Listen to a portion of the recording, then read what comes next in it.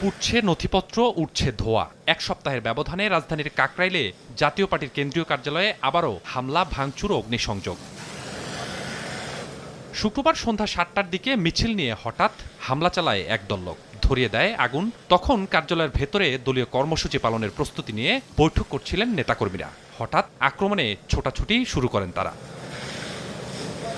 পরিস্থিতি নিয়ন্ত্রণে police tear shell, sound grenade ও জলকামান নিক্ষেপ করলে ছত্রভঙ্গ হয়ে যায় হামলাকারীরা। জাতীয় পার্টির নেতাকর্মীদের অভিযোগ, গণ অধিকার পরিষদ সহ কয়েকটি দলের লোকজন হামলায় জড়িত।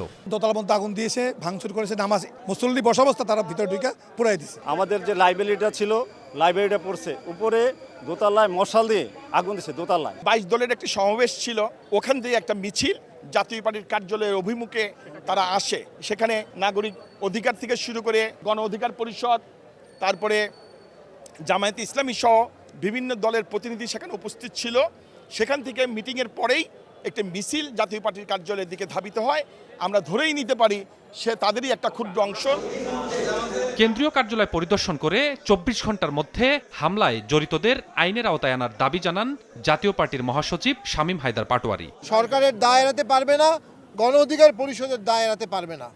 আমরা গণ অধিকার পরিষদের এই ধরনের সন্ত্রাসী কার্যকলাপের জন্য সন্ত্রাস বিরোধী আইনে তাদেরকে ব্যান করার দাবি জানাচ্ছি সরকারের কাছে। হামলার পর জাতীয় পার্টির কেন্দ্রীয় কার্যালয় এলাকায় মোতায়েন রয়েছে আইনশৃঙ্খলা বাহিনী।